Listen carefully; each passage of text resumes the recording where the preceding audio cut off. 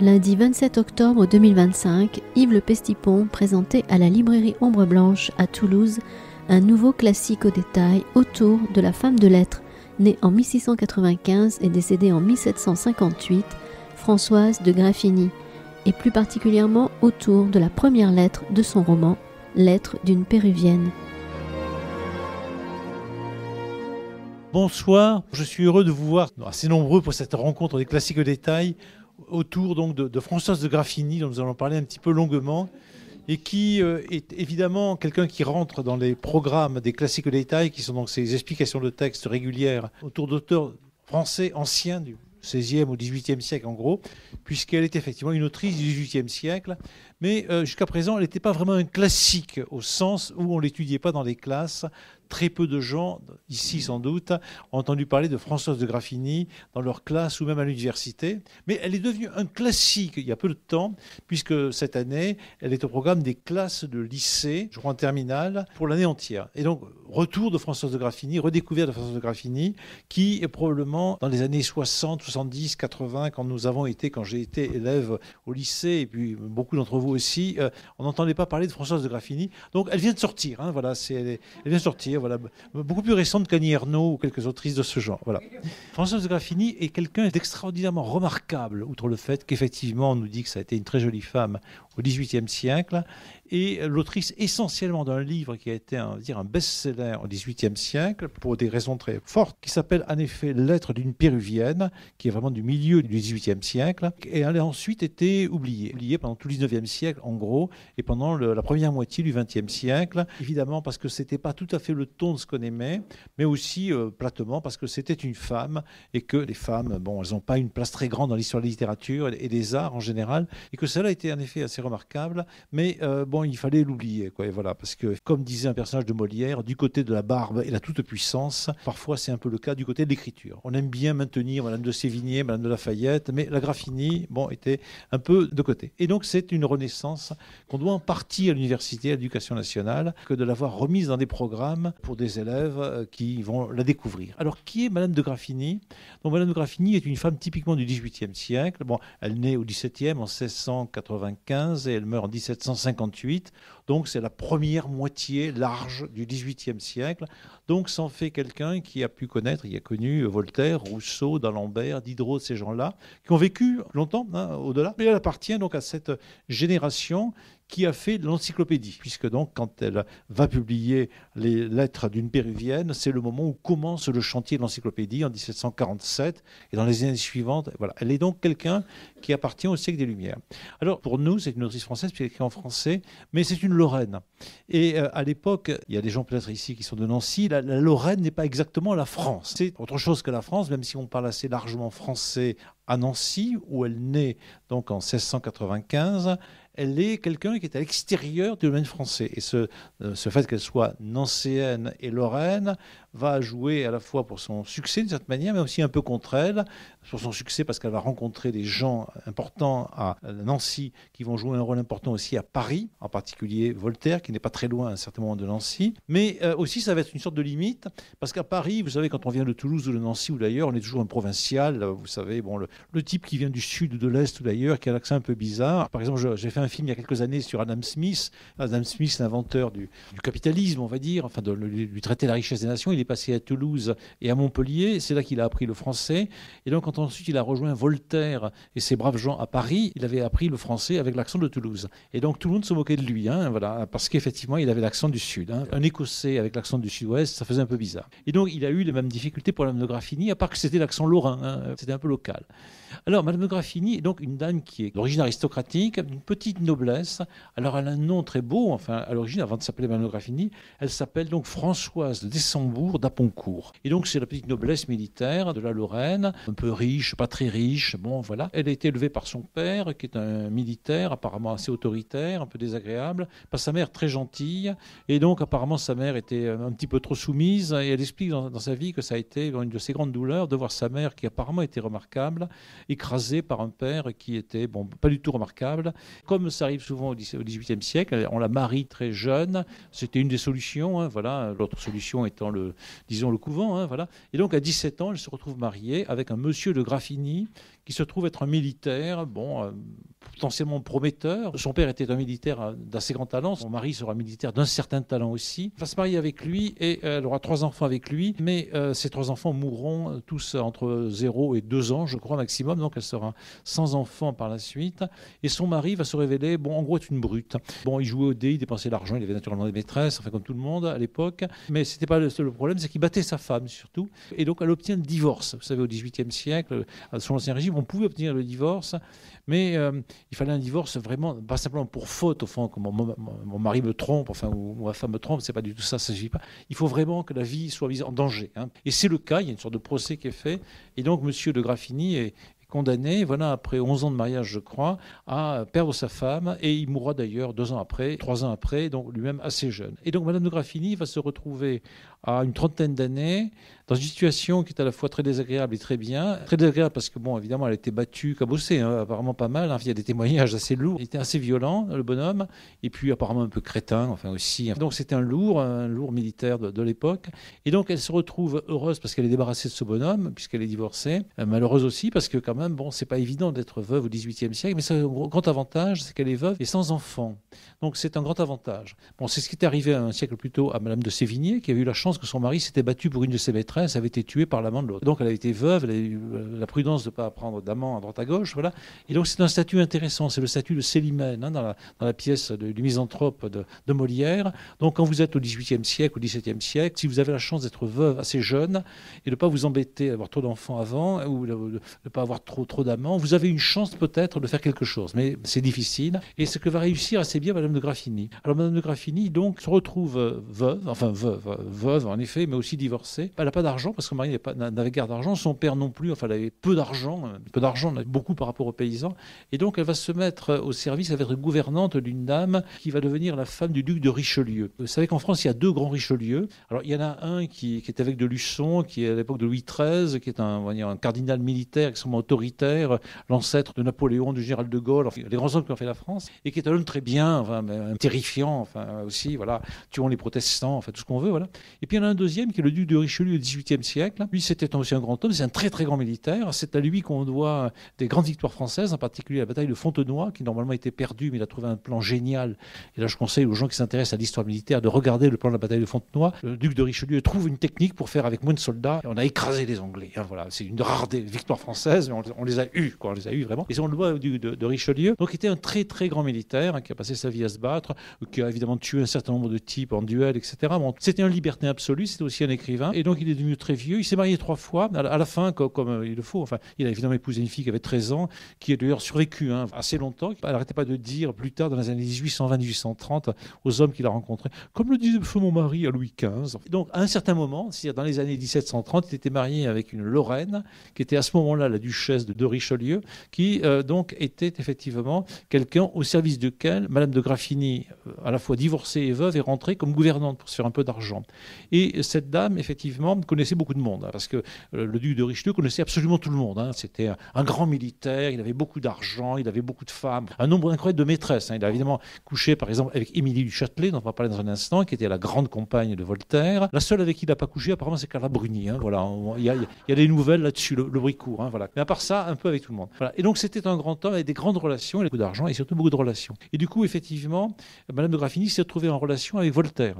Voltaire, à ce moment-là, séjournait, pas très loin de Nancy, un endroit qui s'appelle Cirey, C-I-R-E-Y, avec Émilie du Châtelet, qui est une femme exceptionnelle, qui était la compagne de Voltaire à ce moment-là, qui avait beaucoup de caractère par ailleurs, qui faisait des mathématiques, de la physique. Par exemple, à l'hôtel de la César, on a le grand traité de mathématiques d'Émilie du Châtelet. C'était vraiment une vraie scientifique, c'était vraiment aussi quelqu'un qui écrivait des lettres. Le rapport entre Voltaire et Madame du Châtelet était un peu semblable à celui de Sartre et Simone de Beauvoir. Ils travaillaient tout le temps, ils étaient moyennement sympathiques, voilà. Ils étaient très sûrs d'être absolument géniaux. Ils avaient une cour autour d'eux, comme Sartre et Simone de Beauvoir, mais eux, ils avaient un château, c'était pas mal, voilà. Et dans ce château circulait Madame de Graffigny, comme amie, effectivement, d'Émilie du Châtelet, qui était bien connue de Madame de Richelieu, puisque, évidemment, elle avait été la maîtresse de son mari. Enfin, voilà, bon, c'est normal. Donc, ça a duré dans les années 38-39, pendant 2 ans. Elle a séjourné avec Voltaire, ce qui lui a permis d'écrire des textes, des lettres, qui ont servi ensuite, qui ont été réédités dans les années 1820, parce que, donc, elle décrit un petit peu dans des lettres qu'elle envoie à un homme, qui était son ami, qui était un petit poète lorrain, avec lequel elle a écrit 7 ou 8 000 lettres, voilà, mais qui apparemment n'était pas son amant. Elle a écrit des lettres dans lequel elle décrit sa vie avec Voltaire. Donc c'est un magnifique document historique sur la façon dont on vit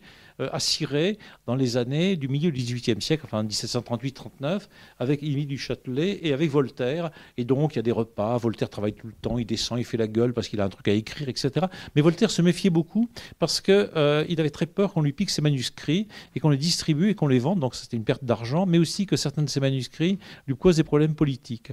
Et donc Émilie du Châtelet, qui apparemment était un peu jalouse de la Graffini, qui était apparemment très jolie, enfin voilà, tout le monde le dit, l'explique, enfin voilà, une fois qu'elle a été démariée, qu'elle a été décabossée des coups que lui faisait son mari, donc avait inventé une espèce de plan pour l'éloigner. Elle a essayé de convaincre Voltaire, elle a réussi d'ailleurs, que Madame de Graffini lui aurait piqué un manuscrit pour le remettre à un de ses copains, et donc ensuite que le manuscrit circule. Le manuscrit, c'est le manuscrit de la Pucelle, voilà, la Pucelle d'Orléans. Et Voltaire n'avait pas très envie que circulent les manuscrits. Lui, il les faisait circuler avec des faux noms divers et variés. Vous savez que Candide l'a édité 5 fois, tout en expliquant que c'était une couillonnerie, que c'était pas lui qui l'avait écrit, etc. Il y avait différents noms d'auteurs. Enfin, il avait des stratégies éditoriales pour que ça apparaisse partout à la fois, gagner maximum d'argent, se planquer et attaquer de tous les côtés à la fois. Pareil avec la Pucelle, qui est un texte assez provocateur. Mais Voltaire et Madame de Graffini se sont fâchés à mort à ce moment-là, parce qu'effectivement, Madame de Graffini, qui apparemment était innocente, a été chassée de Cirey. Et donc, elle est partie en 1740 à Paris avec la duchesse de Richelieu.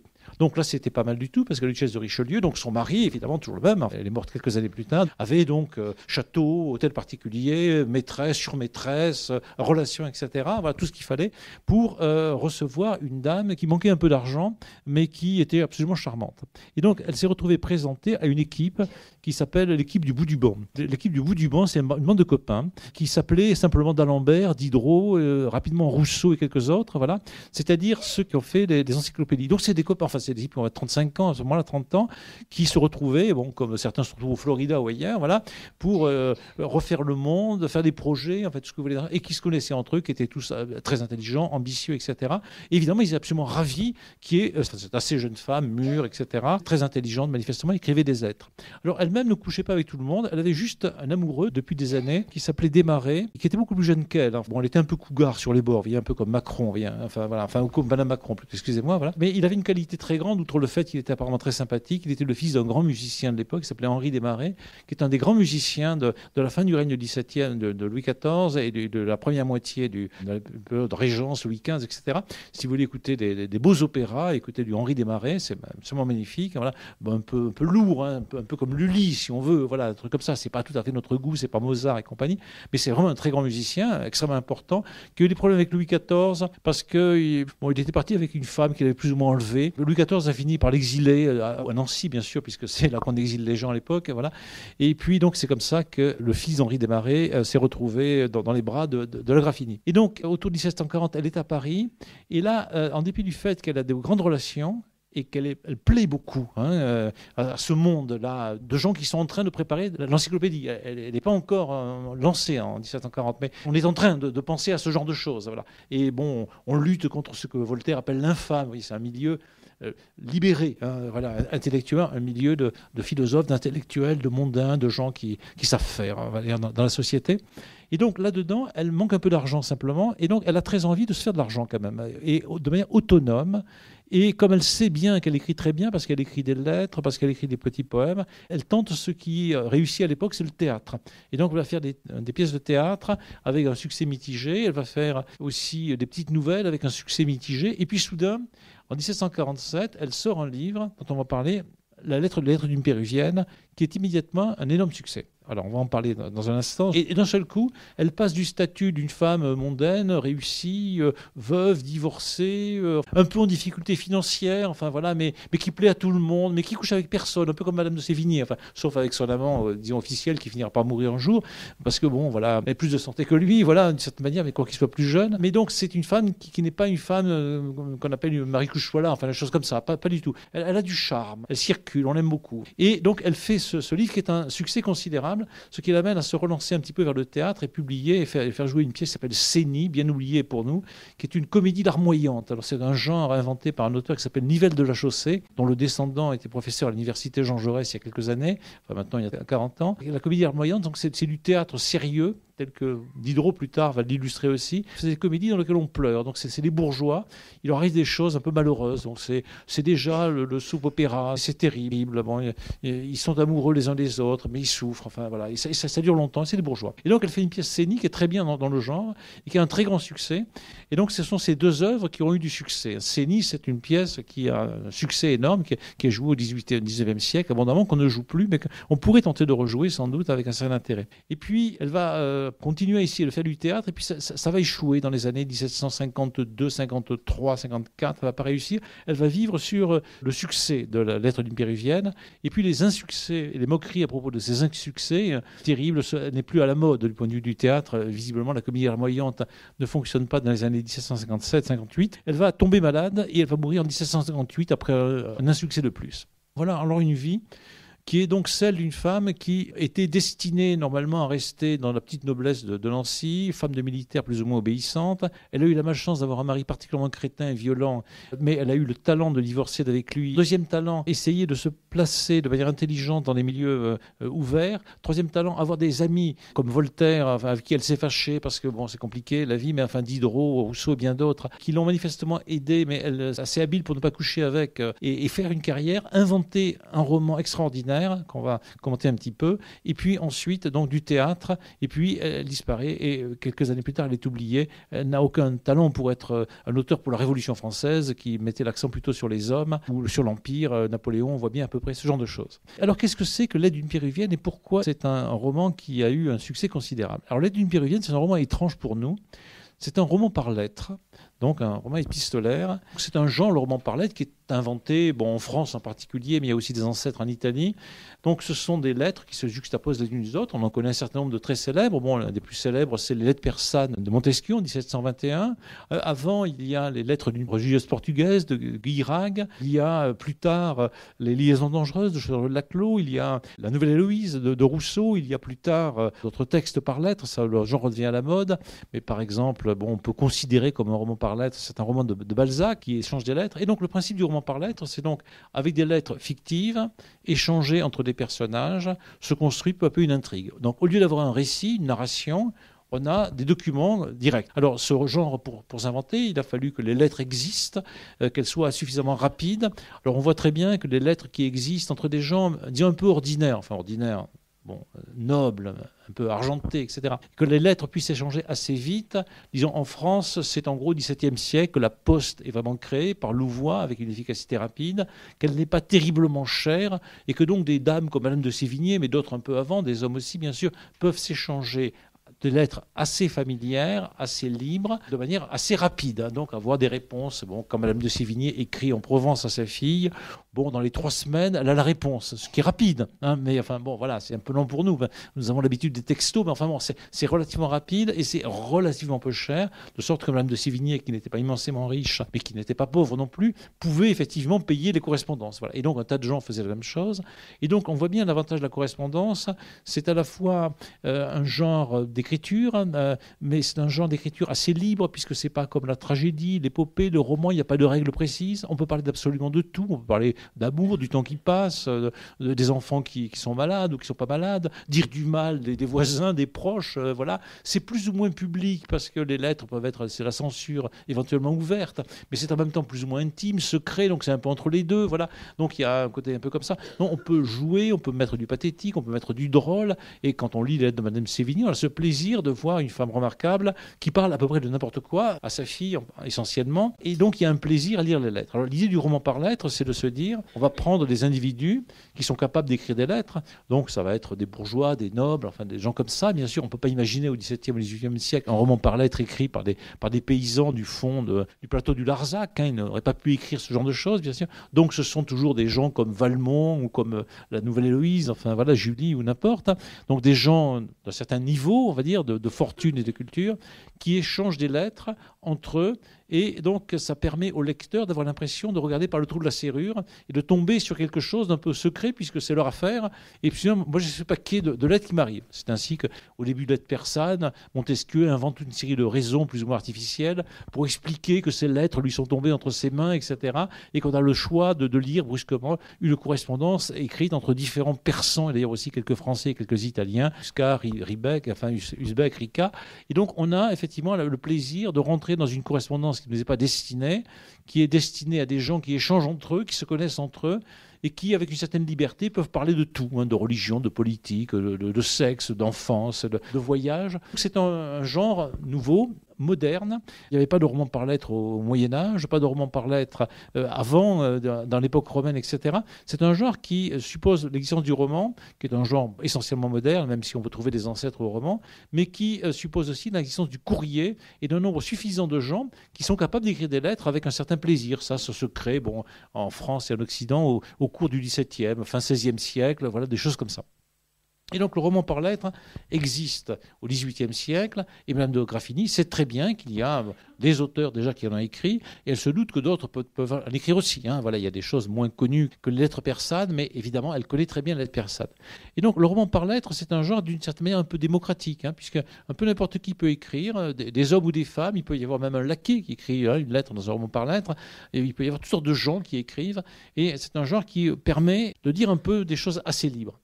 Alors, l'idée de Madame de Graffigny, c'est de faire quelque chose qui est un roman par lettres, mais un autre type de roman par lettres par rapport à ce qu'a fait Montesquieu.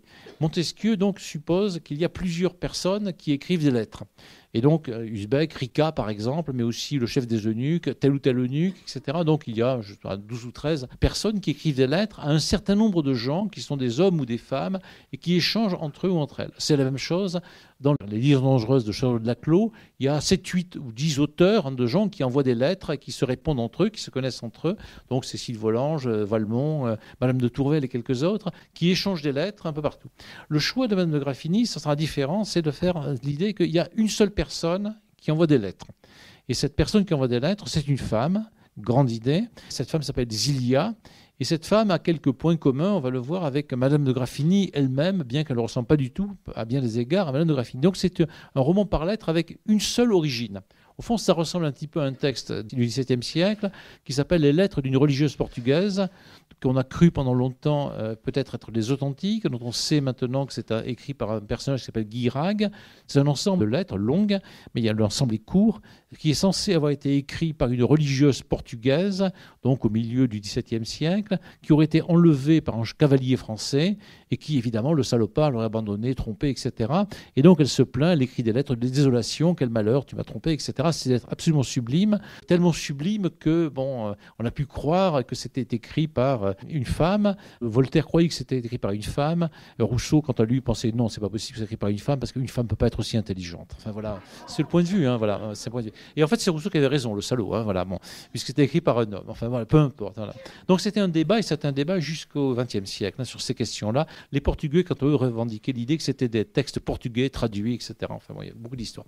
Donc ce modèle-là existait déjà, mais il était un peu marginal. C'est-à-dire le modèle d'une seule autrice. D'autre part, le roman par lettres était généralement écrit par des hommes. Montesquieu, puis plus tard Balzac, puis Charles de Laclos, etc. Même s'il y a quelques cas plus récents, évidemment, d'auteurs femmes qui écrivent des romans par lettres, y compris des romans érotiques par lettres. Il y en a un certain nombre. Ça se prête beaucoup à l'érotisme, le roman par lettres. Mais là, elle choisit donc une seule voix.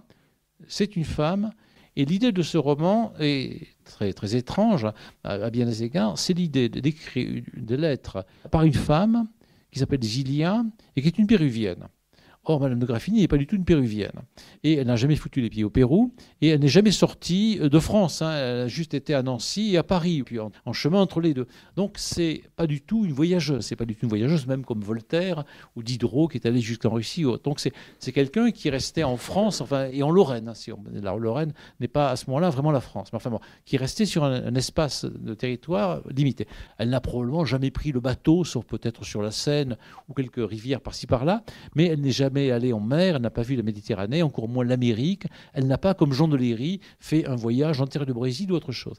Donc c'est quelque chose qu'elle ne connaît pas, le Pérou. Elle n'a donc une connaissance que livresque du Pérou. Une connaissance livresque du Pérou de l'Amérique, elle peut l'avoir. parce qu'effectivement, un certain nombre de gens ont écrit sur ces pays lointains. Bon, on a évoqué Jean de Léry il y a quelque temps à propos du Brésil. Il y a beaucoup de textes espagnols sur le Pérou.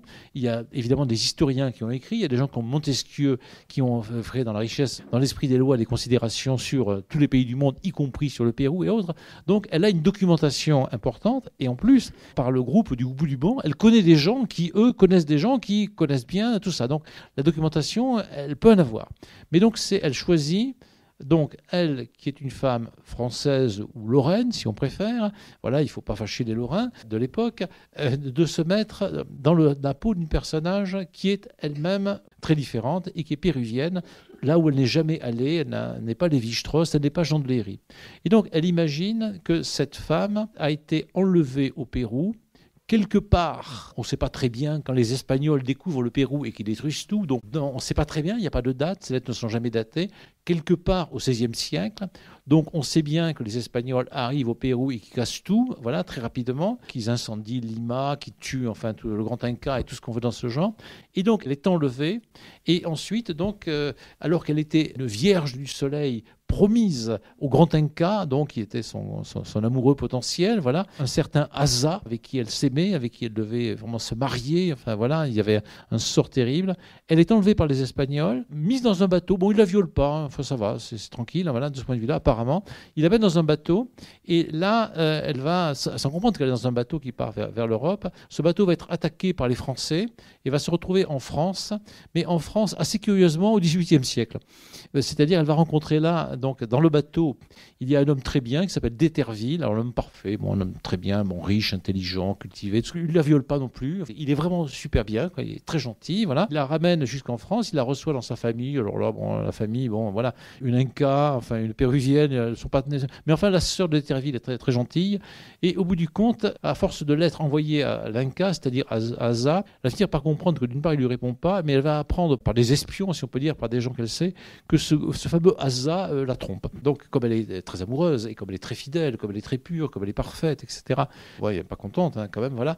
Et à ce moment-là, d'Éterville se révèle et dit « Mais moi, je suis amoureux de vous, je peux vous épouser. » Voilà, je peux vous épouser. Ah, et il est parfait, hein, c'est un homme parfait. Voilà. Fermez les yeux, vous imaginez un homme parfait au XVIIIe siècle. Il est beau, il est riche, il est intelligent, il est respectueux des femmes, il est plus ou moins ami de tout le monde. Enfin, il est vraiment très bien. C'est pas un libertin, c'est pas Valmont, il est super. Enfin, il a une sœur très gentille. La maman est un peu agaçante, mais enfin, tout va très bien. Et c'est là ce qui est très étonnant dans ce roman. Enfin, il y a beaucoup de choses très étonnantes.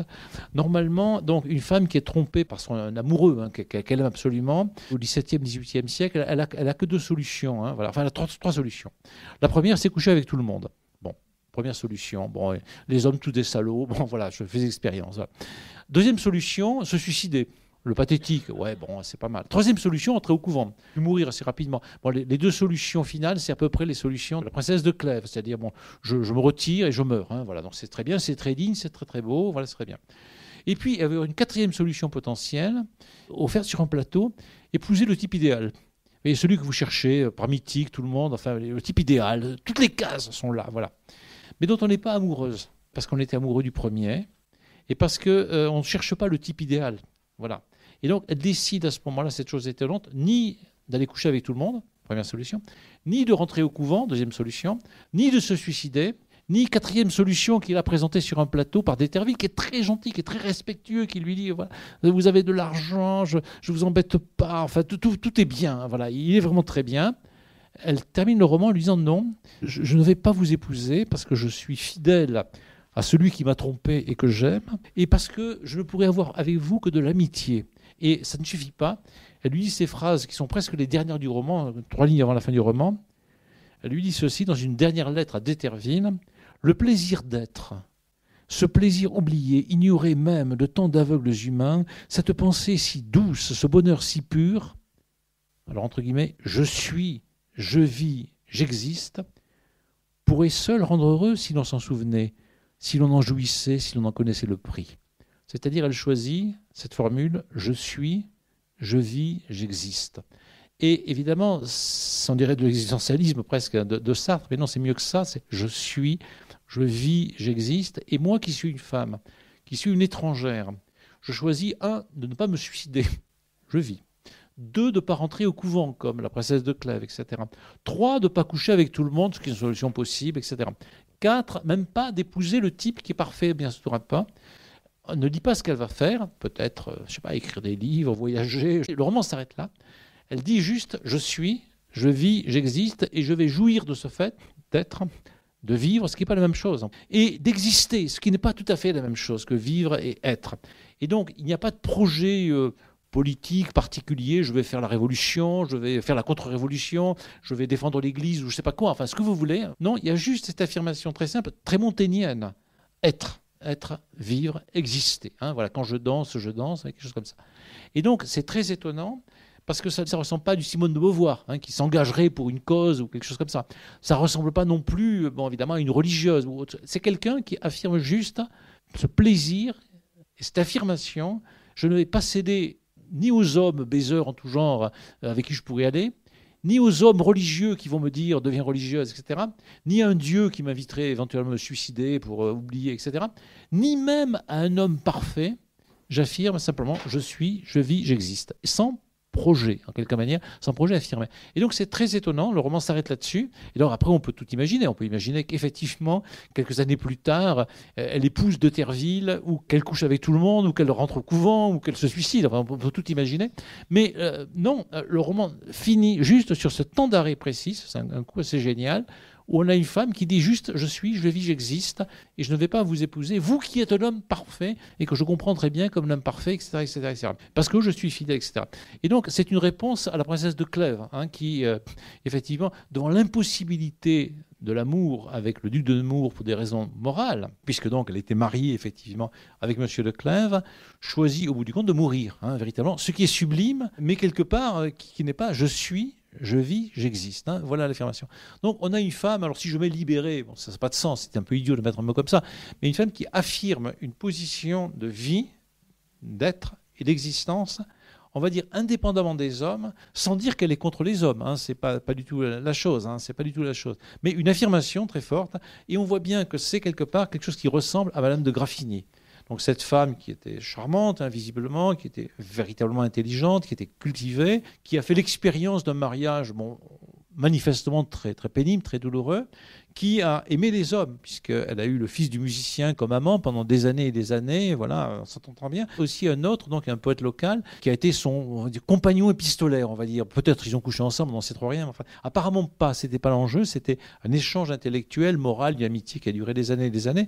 Et puis elle a évidemment connu Diderot, Voltaire, enfin tous ces gens-là, des hommes qui étaient remarquables, intelligents, avec lesquels apparemment, elle n'a pas eu de relations sexuelles, enfin de soumission, comme ça, mais des relations d'égalité, véritablement, dans tout ce qu'on voit dans les échanges qui sont là. Et donc, cette femme-là a décidé d'être, de vivre, d'exister. Et la littérature, pour elle, a eu manifestement cet aspect-là, c'est-à-dire, d'une part, c'est un moyen de vivre, c'est-à-dire de gagner un peu d'argent. Elle a gagné de l'argent avec ce livre et avec le théâtre, mais aussi d'être libre, et donc d'exister, avec le sens un peu étymologique d'exister. Madame de Graffigny ne ressemble pas du tout à son héroïne, puisque c'est une femme péruvienne, mais quelque part en profondeur se joue quelque part comme le rapport aux hommes là-dedans, avec l'amour pour les hommes, l'amour pour Asa, l'amitié pour d'Eterville, véritablement, le grand respect pour ce personnage-là, et on voit bien que d'Eterville a sans doute quelque chose à voir avec ce poète lorrain, un peu oublié maintenant, enfin qui n'est pas un grand poète, mais qui était manifestement un ami, un compagnon très fort, voilà, véritablement, et cependant une affirmation d'existence très personnelle, dans lequel la littérature, manifestement, joue son rôle. Alors c'est une des raisons pour lesquelles le livre a été mis au programme par l'Éducation nationale, parce que c'est un modèle de femme très intéressant, qui n'est pas, même pas une putain géniale, comme il y en a eu un certain nombre. C'est pas du tout ce qu'on connaît dans la littérature ancienne ou autre, c'est pas du tout ça, et c'est pas non plus le modèle de religieuse stricte, coupée du monde, etc., et qui fait de la littérature en mourant presque, voilà, non, et on a quelqu'un qui est normal dans son siècle, véritablement, elle est intégrée, si on veut employer un terme de ce genre. Et donc, par ailleurs, évidemment, le deuxième aspect qui amène l'Éducation nationale à avoir mis ce livre au programme, c'est la relation avec l'ailleurs. C'est-à-dire qu'effectivement, elle a le sentiment, elle comprend bien que la condition des femmes au XVIIIe siècle, dont elle a été victime, le mariage initial, sa mère, visiblement aussi, ça joue un grand rôle, et puis sans doute l'autre femme qu'elle avait de droite à gauche, a quelque chose à voir avec la condition des Péruviens, c'est-à-dire des types exotiques que l'Occident, les Espagnols, les Français, ont colonisé, exploité, massacré, détruit sans aucun respect. Et que s'il n'y a pas de viol dans le livre, ce qu'on pourrait attendre dans d'autres romans, dans les livres dangereuses, bien entendu, il y a du viol. Hein. La petite Cécile Volange se fait violer par Valmont tranquillement. Là, rien de tel. Les hommes qui sont là sont respectueux. Il y a en revanche un viol épouvantable par les Espagnols de la civilisation du pays, qui est le Pérou.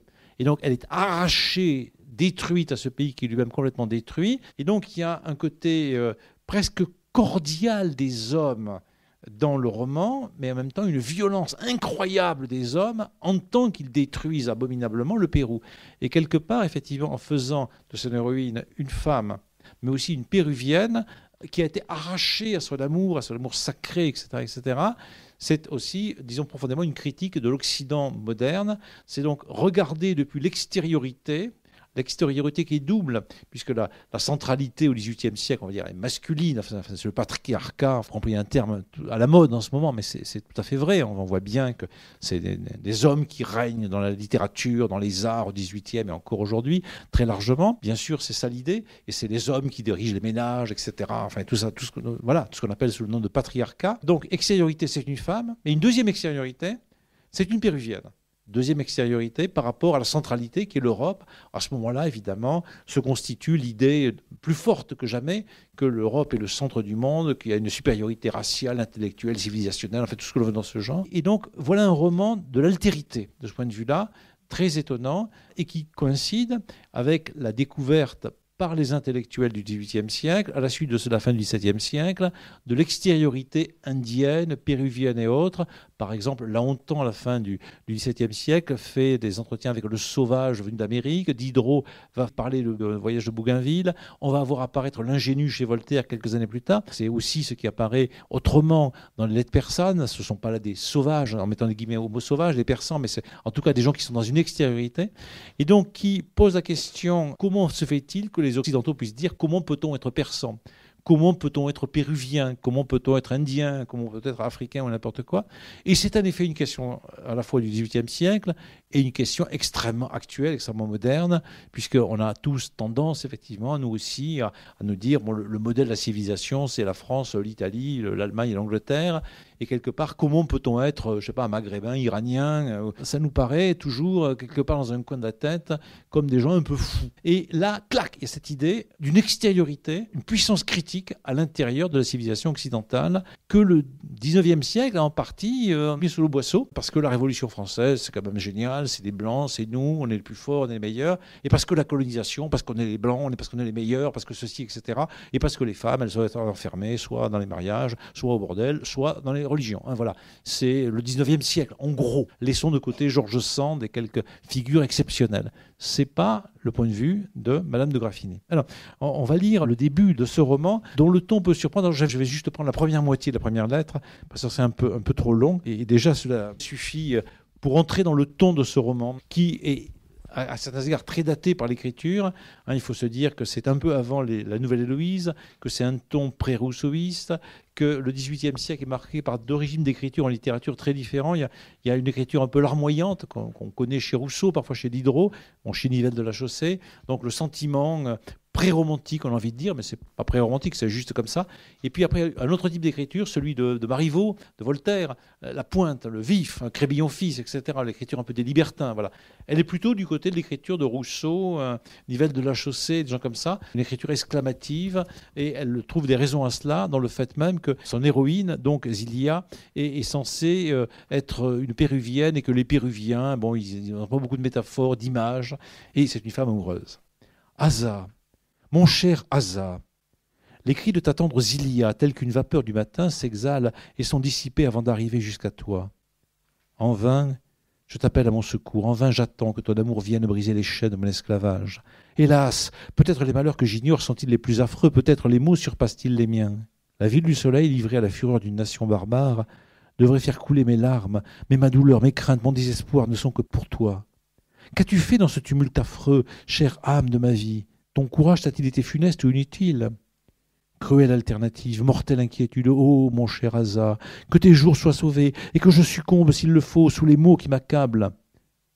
Depuis le moment terrible qui aurait dû être arraché de la chaîne du temps et replongé dans les idées éternelles, depuis le moment d'horreur où ces sauvages impies m'ont enlevé au culte du soleil, à moi-même, à ton amour, retenu dans une étroite captivité, privé de toute communication, ignorant la langue de ces hommes féroces, je n'éprouve que les effets du malheur sans pouvoir en découvrir la cause.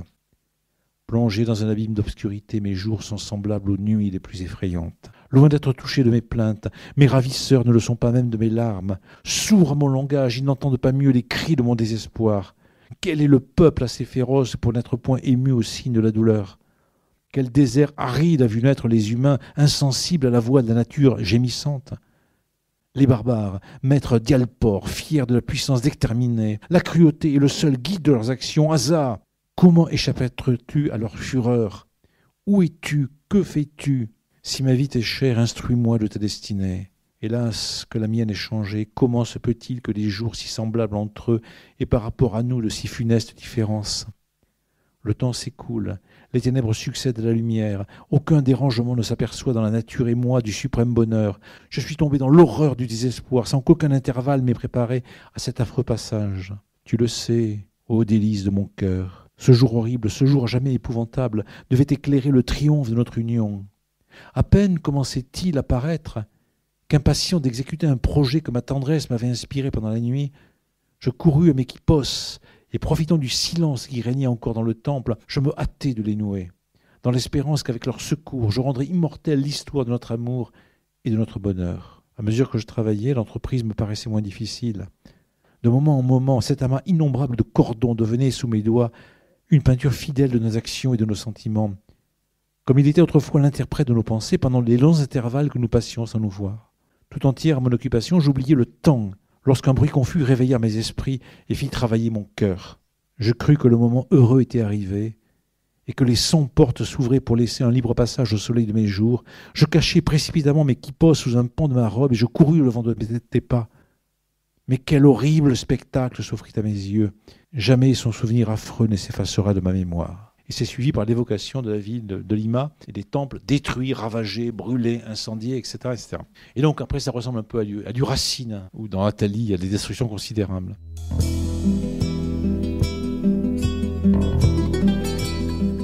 Yves Le Pestipon, lors d'un classique au détail consacré au roman par lettres de Françoise de Graffigny, Lettres d'une Péruvienne, à la librairie Ombre Blanche le 27 octobre 2025.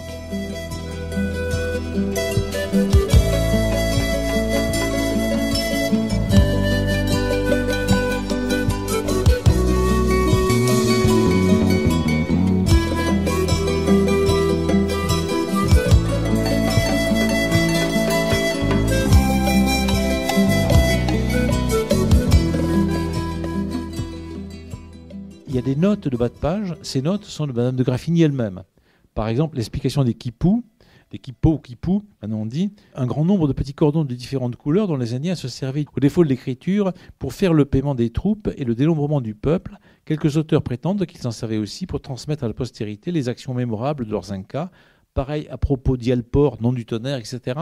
Donc Madame de Graffigny sait très bien qu'elle a lu des choses, elle s'est renseignée, elle a sûrement écouté des voyageurs sur le Pérou, mais que ce lecteur ne le savent pas nécessairement ce que c'est que les quipous ou les quipos, mais donc un certain nombre d'informations, style des Lumières, hein, c'est-à-dire on précise de quoi il s'agit, on ne veut pas vous piéger, voilà, il y a l'information. Si j'insiste un peu sur ce détail, c'est que c'est un texte un peu à double voix. Hein. Il y a la narratrice qui écrit, enfin celle qui écrit la lettre, donc Zilia, et puis il y a Madame de Graffigny par derrière qui commente, hein, qui est sur la forme des notes. Parce qu'en effet, bon, ce texte, pour la narratrice, présente une difficulté. C'est que Zilia, quand elle écrit ça, est censée ne pas parler français. Et oui, puisque donc elle vient d'être enlevée au Pérou par des sauvages, enfin c'est-à-dire par les Espagnols, par les barbares, comme on dit, qui l'arrachent et elle n'a aucune idée du français.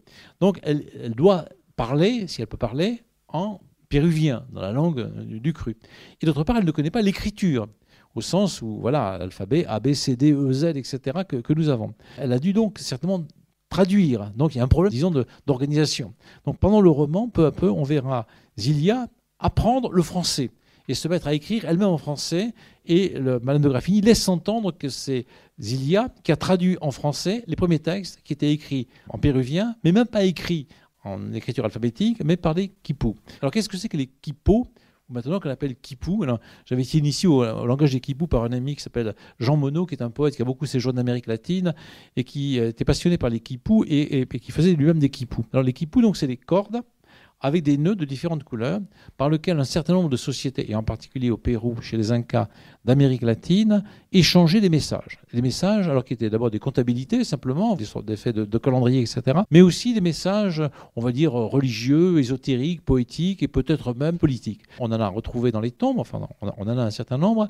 Donc, au lieu d'avoir un bout de marbre avec des lettres gravées, comme le faisaient les Romains ou les Grecs, par exemple, au lieu d'avoir des tablettes d'argile qui ont été chauffées lors d'incendie du côté de Babylone, avec des écritures cunéiformes, on est devant des espèces de tas de ficelles, de couleurs différentes, avec des nœuds. Alors on y comprend encore moins que, évidemment, sur des tablettes cunéiformes. On ne comprend vraiment pas comment ça marche. Donc, Jean Monod avait appris un peu le langage des Kipou, il faisait des poèmes en Kipou et utilisait effectivement la langue des Kipou pour faire ses propres poèmes. Hein. Voilà, c'est un poète que j'ai connu à la Cave Poésie et qui était après en Cévennes et qui était par ailleurs pendant des années le secrétaire de Lévi-Strauss et qui a fait des livres sur les jeunes des banlieues dans les années 70. Alors, elle est censée écrire en Kipou, c'est-à-dire avec des ficelles et des cordes, et elle nous apprend, disons à la fin de ce passage, qu'au moment où elle a été enlevée par les barbares, les Espagnols donc, elle était en train d'écrire en Kipou, avant son mariage, voilà ce qu'on peut appeler mariage, son union avec le fameux Asa, un texte en Kipou, la seule langue, enfin écrite, si on peut dire écrit, hein, qu'elle maîtrisait véritablement, dans lequel elle était en train d'écrire quoi d'autre que la peinture fidèle de nos actions et de nos sentiments, comme il était l'interprète de nos pensées, etc. Donc elle était en train d'écrire l'histoire de leurs amours. Donc elle était déjà à Lima, au Pérou, une écrivaine. Si on peut dire exactement écrivain, au sens où nous on écrit à la main, ou maintenant avec des ordinateurs, elle écrivait avec des ficelles sur les Kipou quelque chose qui était un récit d'amour heureux. Avant l'union, elle faisait non pas quelques selfies ou des choses de ce genre, mais un texte écrit. Et donc, elle est déjà quelqu'un qui est passionné par le fait d'écrire. Et donc, l'enlèvement va transformer son écriture en Kipou, qui était une écriture de célébration de l'amour, en une écriture toujours en Kipou, mais de douleur. Et à ce moment-là, ça ressemble aux lettres de la religieuse portugaise dont on a parlé tout à l'heure, mais pas parce qu'un homme, un salopard, m'a arraché un couvent et m'a trompé, mais parce que les salopards, enfin les barbares, hein, j'en parle les mots du texte, m'ont arraché à cet homme parfait à tous égards, à cet amour parfait, et ces barbares, c'est ceux dans la langue duquel je vais écrire au bout du compte, c'est-à-dire les langues européennes, l'espagnol, enfin elle va apprendre le français, puisqu'au bout du compte, elle sera récupérée par des Français quand même un peu plus civilisés que les Espagnols. Hein. Voilà ce que semble dire le roman. Hein. Parce que bon, les Espagnols, c'est des brutes, mais d'Éterville, bon, quand même, c'est un Français, bon, voilà, il est quand même assez gentil. Les Espagnols, encore une fois, ne l'ont pas violé particulièrement, ni rien du tout. Ils étaient finalement bon, enfin, affreux, mais bon, pas si affreux que d'autres ont pu l'être à travers l'histoire. Donc, elle est une sorte d'écrivaine en langage péruvien, en Kipou, qui s'apprêtait à écrire un texte heureux pour la célébration de son mariage, et qui est arraché de manière absolument abominable à son écriture, à son mariage, à son amour, à sa religion, est mise dans un bateau. Et donc, elle s'adresse à ce personnage qui s'appelle Asa. Alors, Asa, c'est un nom un peu exotique, mais c'est un nom très 18e siècle et très français. Alors, le Z est à la mode au 18e siècle dans les romans. Zadig, Zahir dans le théâtre, etc. Il y a partout des Z. Hein, voilà. Ce n'est pas le Z de Zorro, mais le Z est la lettre romanesque et théâtrale par excellence au 18e siècle. Il y a des dizaines de personnages qui s'appellent Z. Enfin, il y a le Z à l'intérieur, c'est-à-dire la dernière lettre de l'alphabet. Et Asa est une combinaison entre le Z est compris entre le A et le A, en sandwich. Hein. Vous avez l'alpha et l'oméga dans la Bible, d'accord ? L'alpha et l'oméga, c'est tout. Hein. Voilà, je suis l'alpha et l'oméga. Mais en français, c'est un peu idiot, l'alpha et l'oméga. C'est plutôt, si le Christ était là, enfin, plutôt Jean de Patmos dirait, je suis l'alpha et le Z. Enfin, je suis le A et le Z. Hein, voilà. Bon, c'est moins joli que l'alpha et l'oméga, mais c'est comme ça. Voilà. Et donc, Asa, c'est la totalité. C'est à la fois le début et la fin. Et la fin est au milieu du début. Ça recommence. Ça s'en va et ça revient. Voilà. Et Zilia, évidemment, c'est une espèce de jeu parce qu'il y a Z au début de Zilia. Et le Z, c'est ce qu'elle porte dans son cœur, évidemment. Hein, voilà. Donc, c'est pas du tout le Z de Zorro. C'est ce Z très romanesque et très théâtral au XVIIIe siècle, qui est la lettre qu'on emploie le moins en français, enfin, une celle qu'on emploie le moins avec le W, qui fascine véritablement. Vous avez un poème d'un certain Augustin de Pise qui s'appelle l'Alphabet, enfin, on le traduit comme ça. Et à la fin de ce poème qui commente toutes les lettres de l'alphabet dont j'avais dit peut-être une fois quelques vers, donc il y a le A, le B, le C, etc. Le Z, ça finit comme ça. Et mis malgré son zèle au dernier numéro, le Z usé par l'S est réduit à 0. Hein, voilà. C'est très joli, hein, voilà, mais c'est aussi la fascination pour cette dernière lettre qui est le Z usé par l'S est réduit à 0. C'est presque rien, mais en même temps c'est tout. Ça, voilà. Et donc Asa, c'est à la fois un nom exotique et c'est un peu un nom-programme. Il est tout pour elle. C'est l'alpha et l'oméga. Donc c'est très joli, c'est très écrit, de cette manière. Tout le roman d'ailleurs, c'est plein d'allusions très compliquées à l'écriture, à l'art, etc. C'est un peu la difficulté en mettant ça dans les classes des premières et de terminale. C'est une dame d'extrême élite qui écrit pour un public d'extrême élite à l'époque, dans un contexte très particulier. Et donc je ne sais pas, dans 3 semaines ou un mois, je dois faire une formation pour les professeurs de français sur Madame de Graffigny. J'ai reçu quelques messages de professeurs qui disent on n'y comprend rien. Et nos élèves encore moins. Parce qu'effectivement, c'est très très beau, mais c'est pas facile. Sur Internet, il y a des lectures cursives de Madame de Graffigny, c'est-à-dire c'est absolument pour moi ridicule. Enfin, c'est peut-être utile pédagogiquement. Il y a 10 lignes de Madame de Graffigny, 20 pages de résumé par des profs et du commentaire, puis de nouveau 10 lignes de Madame de Graffigny, etc. Parce qu'effectivement, Madame de Graffigny est une écrivaine. Et ça se voit dès les premiers mots. Asa, mon cher Asa, les cris de ta tendre Zilia, vous voyez les rimes, hein. Asa, mon cher Asa, les cris de ta tendre Zilia, telle qu'une vapeur du matin, s'exhale. Et vous avez tout dedans, s'exhale, le A, etc. Et y compris même le sexe, parce qu'effectivement, au XVIIIe siècle, on sait très bien jouer sur ces mots-là. Et donc c'est absolument parfait, c'est de l'écriture subtile, et puis c'est rythmé, et sont dissipés avant d'arriver jusqu'à toi. Par ailleurs, tel qu'une vapeur du matin, c'est une comparaison qui à la fois est très banale d'une certaine manière, qu'on pourrait trouver chez les auteurs du XVIe, du XVIIe, qu'on pourrait trouver dans des versions latines aussi, voilà.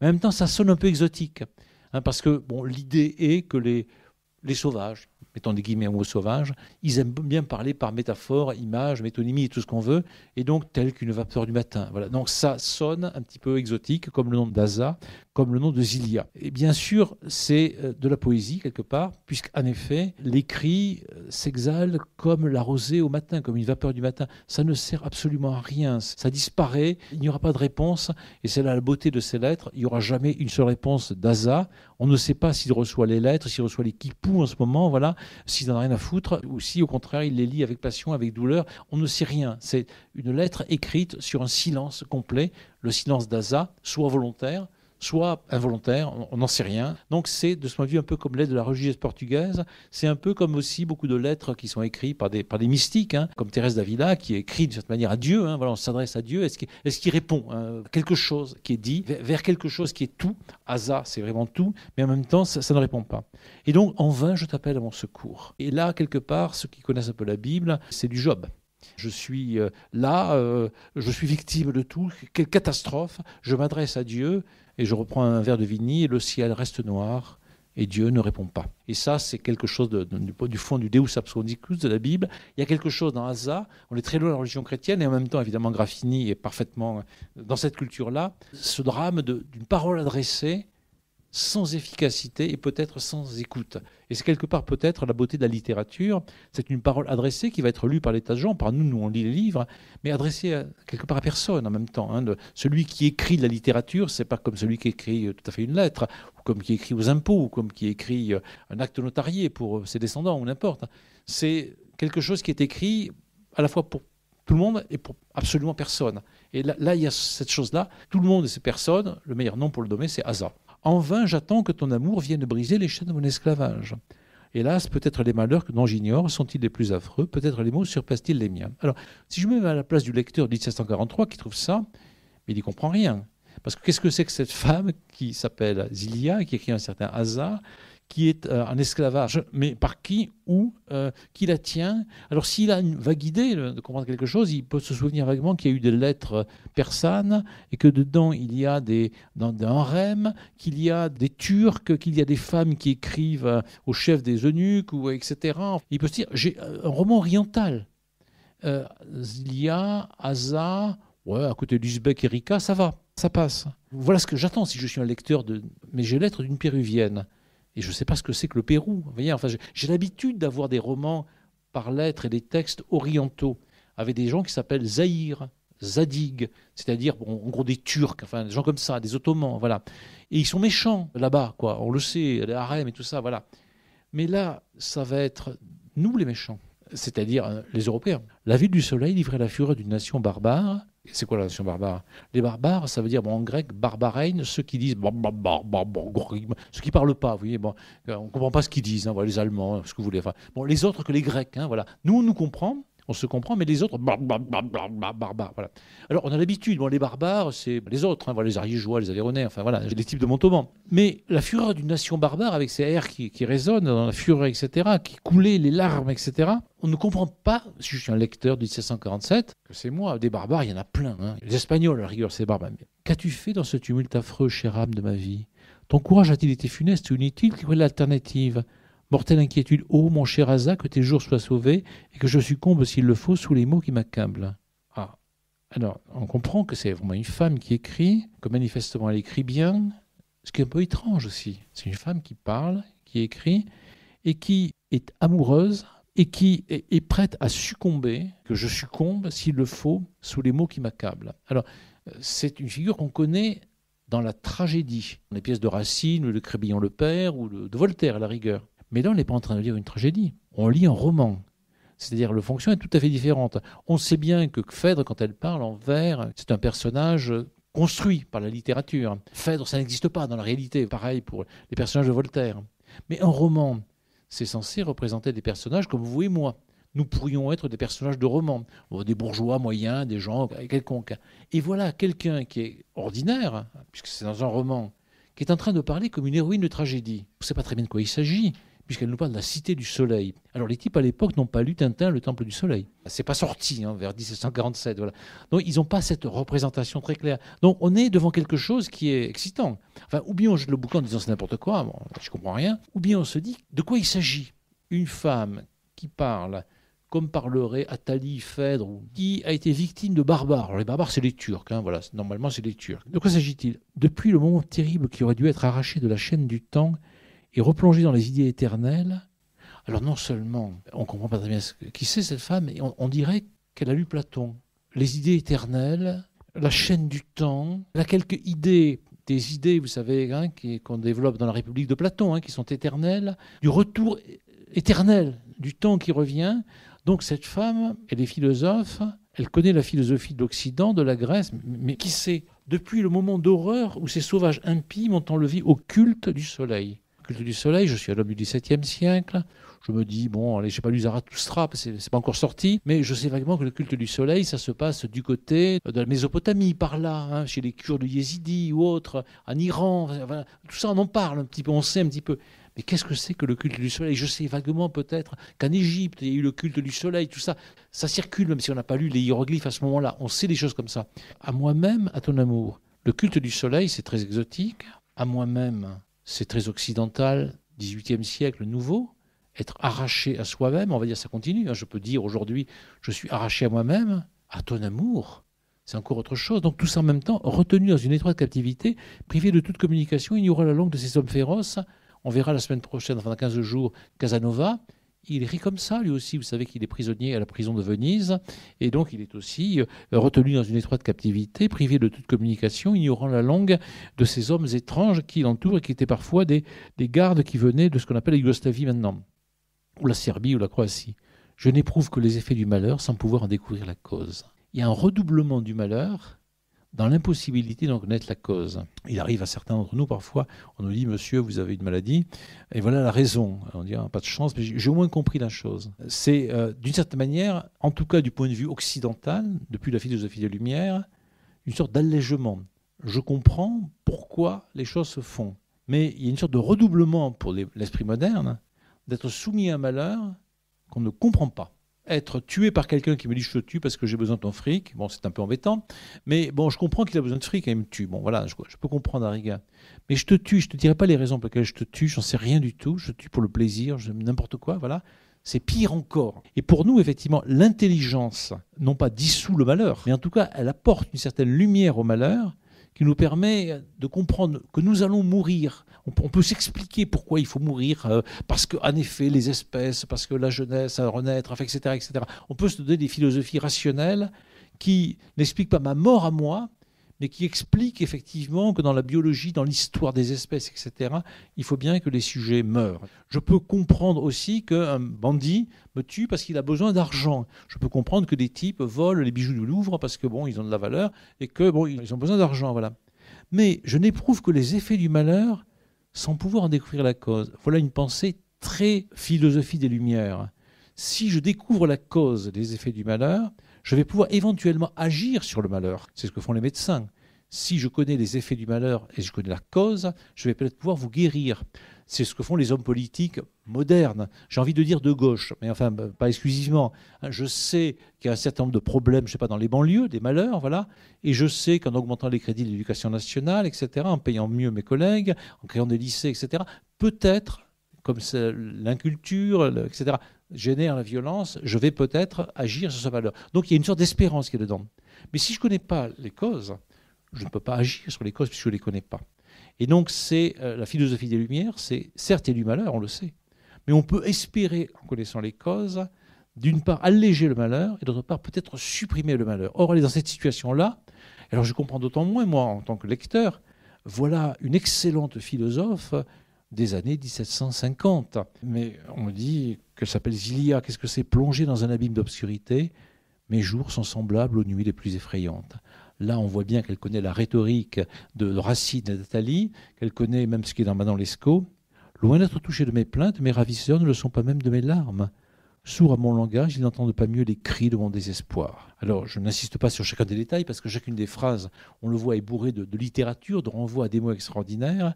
Quel est le peuple assez féroce pour n'être point ému au signe de la douleur? Alors je me pose la question, moi qui suis un lecteur de 1747, quel est ce peuple assez, peut-être, les Turcs, hein, d'accord, à la rigueur les Espagnols, mais les Espagnols c'est les Européens, voilà, les Chinois peut-être, voilà une question qui est centrale. Quel désert aride a vu naître des humains insensibles à la voix de la nature gémissante? Les barbares en Paul, fiers de la puissance exterminée, la cruauté le seul guide de leurs actions. Hasard, comment échapperas-tu à leur fureur? Où es-tu? Que fais-tu? Si ma vie t'est chère, instruis-moi de te destiner.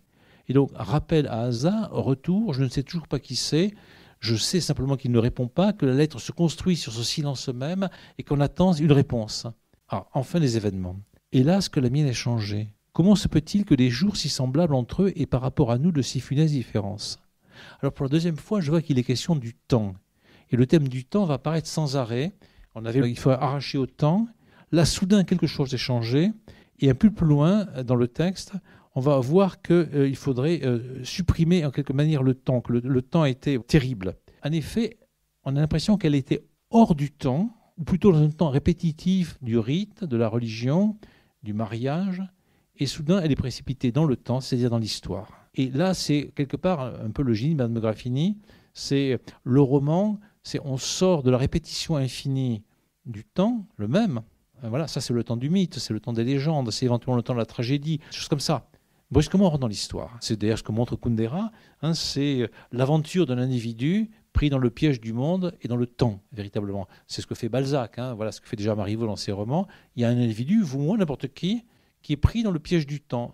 Je vais mourir, je ne sais pas exactement quand, mais bon, je vais arriver. J'ai des âges de ma vie, mais je suis aussi à l'époque de Locornu, mais à l'époque de Louis XV, peu importe, à l'époque de Louis XIV, et il y a des voitures, il y a des téléphones portables, ça change, voilà. Je mange pas les mêmes nourritures, et je suis pris dans quelque chose qui n'est pas une histoire immobile.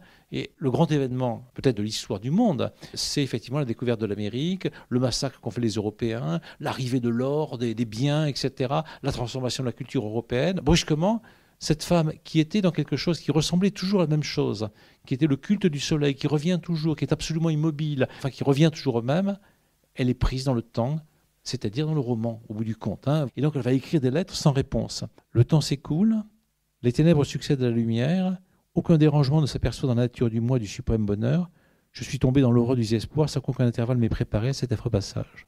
Donc, c'est pas qu'elle n'ait été pas éduquée, c'est qu'effectivement, elle était dans un temps immobile, et maintenant, elle est dans un autre temps qui maintenant s'écoule. Et page après page, le temps va s'écouler. Or, Madame de Graffigny a une idée particulière dans son livre qui vient contredire l'habitude des romans par lettres. Dans le roman par lettres, en général, on met la date, vraie ou fictive. Bon, par exemple, dans les lettres persanes, il y a des dates en persan qui renvoient de manière exotique pour nous au mois de la lune, etc. Dans d'autres romans, on met des dates partielles ou incomplètes ou autres, parfois la véritable date. Or, Madame de Graffigny a supprimé complètement toute date. Il n'y a aucune date. On ne sait pas si ça se passe en 1520, 1530, en 1532. Il y a d'autant moins de dates, et elle a une explication historique là-dessus, que le roman commence en réalité quelque part au XVIe siècle, quand les Espagnols détruisent le Pérou, et qu'elle est accueillie ensuite, il y a en France, au XVIIIe siècle, où il y a des carrosses, il y a Paris et compagnie. Donc il y a une espèce de torsion temporelle. Elle est prise dans un temps qui est plus important que le temps des histoires, qui est le temps vraiment de la véritable histoire. Ce qui compte, c'est que après la découverte de l'Amérique, eh bien, il y a un développement considérable de l'Occident qui amène au XVIIIe siècle, c'est-à-dire on a du sucre, du parfum, on a des voitures, on a une civilisation incroyablement plus forte que la civilisation sud-américaine de l'époque, etc. Et donc elle rentre dans ce temps, voilà le temps qui s'écoule. Et c'est une des phrases les plus remarquables du roman, tout bêtement, le temps s'écoule. Maintenant le temps s'écoule. Elle était en dehors du temps, elle était dans la répétition, dans le rite, dans l'attente simplement de quelque chose qui était prévu parfaitement bien, et donc il n'était pas du temps qui s'écoulait. Le mariage, l'amour, enfin voilà, l'éternité, le culte du soleil. Et maintenant, le temps s'écoule. Elle est rentrée dans cette conscience-là. Tu le sais, ô délice de mon cœur, ce jour horrible, ce jour à jamais épouvantable, devait éclairer le triomphe de notre union. L'union avait déjà lieu, mais c'est le triomphe de l'union. Il n'y a pas de temps, c'est comme ça. À peine commençait-il à paraître l'impatience d'exécuter un projet que ma tendresse m'avait inspiré pendant la nuit.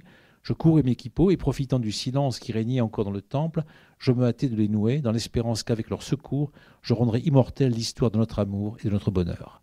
Alors, c'est à la fois très beau et absolument tragique. Elle veut écrire pour rendre immortelle l'histoire de son amour. C'est-à-dire, elle veut ne pas être dans le temps, absolument pas.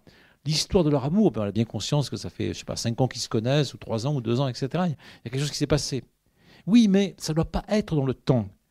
Puisque grâce au Kipou, grâce à l'écriture, si on peut dire écriture, ça sera comme éternel, immortel véritablement. Elle était là-dedans.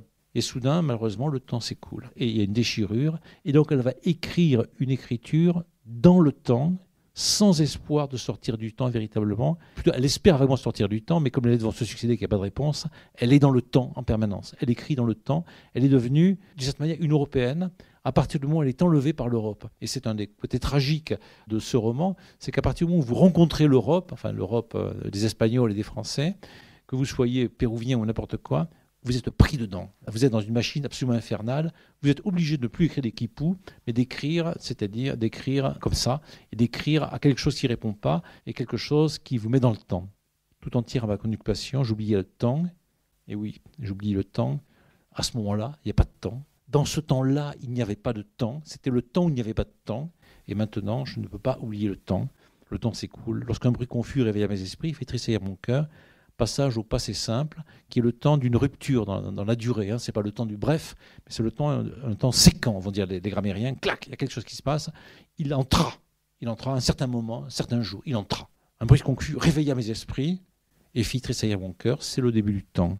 Je crus que le moment heureux était arrivé, celui qui était prévu et qui n'était pas le temps. C'était le temps éternel de répétition. Je vais épouser le culte du soleil, etc. Enfin, toujours la même chose.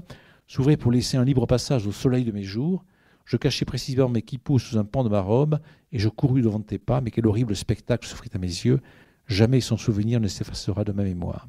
Il va y avoir ensuite une description un peu longue de la ville complètement détruite. Alors je vous l'épargne, bon, peu importe, vous pouvez lire le livre et l'imaginer. Donc c'est une description évidemment emphatique, développée de la tragédie absolue, telle que dans la Bible, Sodome et Gomorrhe sont détruites ou d'autres villes à travers la littérature. Et donc brusquement, elle qui était dans l'écriture et la répétition préalable à un amour qui va être l'incarnation de ce qu'elle connaît depuis toujours et qui est le culte du soleil avec l'homme qui est le début et la fin, qui est Asa, dont le nom même dit que le temps, il n'y a pas de temps puisque ça commence par A, ça finit par Z et ça revient à A. Maintenant, elle est prise dans une histoire, c'est-à-dire elle va être d'une certaine manière condamnée à écrire.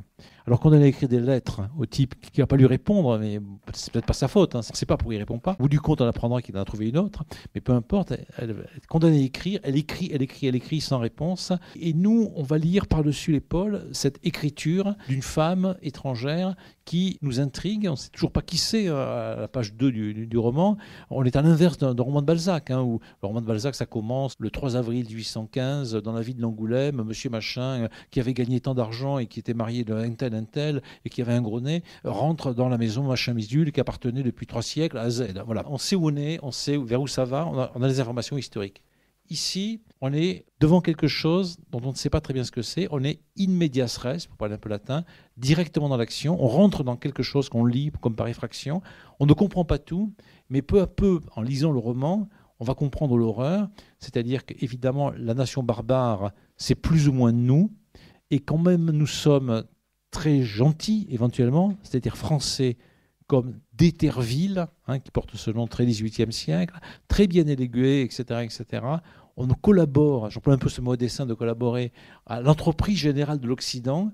On ne peut pas faire que Zia retrouve Azap, on ne peut pas faire que ce nom de temps qui était heureux de cette manière soit retrouvé d'une façon ou d'une autre, même d'Éterville n'y peut rien. Et en face, on a une femme qui est Zia, extrêmement digne, et qui ne va céder à aucun des programmes qui sont faits aux femmes dans l'Occident du XVIIe, XVIIIe siècle. C'était encore une fois coucher avec tout le monde, devenir une veuve, se suicider, ou devenir une femme plus ou moins heureuse, enfin on va dire, d'un mari plus ou moins bien, idéal, parfait, tout ce qu'on veut dans ce genre. On s'ennuie un petit peu parce que l'amour n'est pas là véritablement. C'est peu à peu qu'on va comprendre le roman, et donc c'est un roman, au fur et à mesure qu'on le lit, qui invite à être relu. Parce qu'effectivement, je vais comprendre les lettres de plus en plus au fur et à mesure, puisque au début, je ne comprends pas. Je n'ai pas les informations. J'ai juste in medias res, quelque chose qui m'est donné. Le roman a eu beaucoup de succès au XVIIIe siècle, d'abord parce qu'au milieu du XVIIIe siècle, il n'y a pas l'idée qui viendra avec la Révolution, avec Napoléon surtout, que les femmes, les femmes sont essentiellement faites pour faire des enfants. Dans le monde aristocratique et intellectuel dans lequel Madame de Graffigny, il y a effectivement une égalité entre les hommes et les femmes. Personne ne pense à considérer que Madame de Châtelet est une pétasse et qu'elle est inférieure aux mathématiciens du temps. Ce n'est pas simplement que ces dames ont éventuellement des salons et qu'elles sont éventuellement très jolies, etc. Il y a des femmes qui sont de très grande valeur, véritablement, et c'est admis par un certain nombre de gens. Philippe Solers insiste beaucoup en disant que la Révolution française est un des plus grands désastres pour le féminisme. Voilà, et ça a entraîné Madame Bovary, quelques années plus tard, c'est-à-dire l'horreur, à bien des égards, pour les femmes et au fond du fond pour les hommes. Et qu'il faut attendre les années 68 pour Solers, pour qu'on sorte enfin de la Révolution française, qu'on trouve, disons, un nouveau libertinage, pour employer les mots qu'il emploie.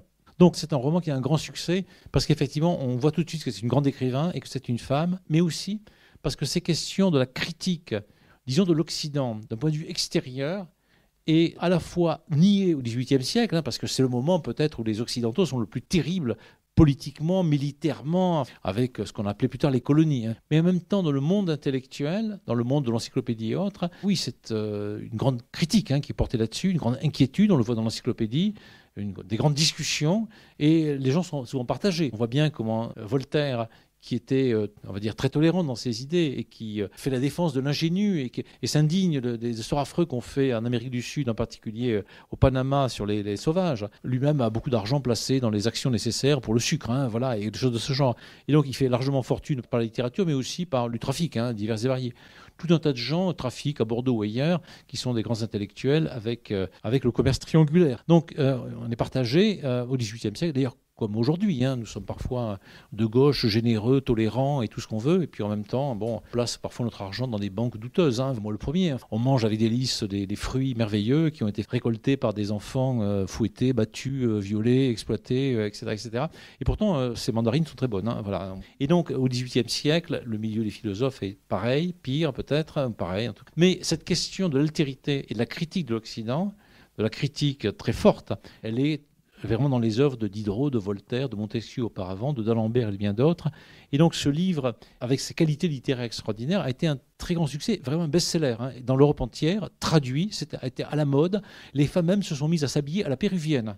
Ça a été un tel succès, comme un petit peu au XIXe siècle, quand il y a eu, 20 000 lieues sous les mers, il y a eu une mode des pieuvres, etc., enfin des sous-marins. Les Fables de La Fontaine, on mesure le succès par le nombre de tapisseries qu'il y a partout d'assiettes au XVIIe, au XVIIIe siècle. Tout le monde a des assiettes et des tapisseries, même dans les petits châteaux de Toulouse, parce que, c'est à la mode, voilà, tout simplement. Et donc c'est un best-seller, elle gagne de l'argent, avec ça. Cependant, ce best-seller est oublié, complètement oubliées au XIXe siècle, comme d'autres autrices, on va dire, du passé. Il y a beaucoup d'autrices de comédie et de tragédie au XVIIe siècle qui sont effacées pratiquement. On les redécouvre peu à peu. Alors c'est parfois pas des grands auteurs, ces femmes. Parfois oui, c'est le cas de Madame Graffini. Et en tout cas, c'est intéressant de voir la littérature un peu autrement qu'on nous l'avait enseigné parfois dans les lycées, dans les collèges, et de voir que Madame Graffini est vraiment une écrivaine et une femme intéressante qui donne à réfléchir pour la modernité, le rapport entre les hommes et les femmes, entre autres. Voilà, je vous remercie.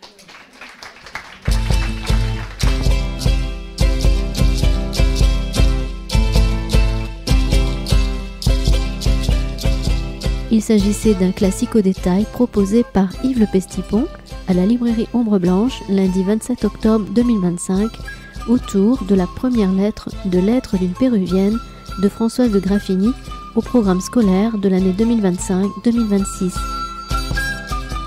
Réalisation et mise en onde, Radio en collaboration avec Radio Plus et Radio Terre.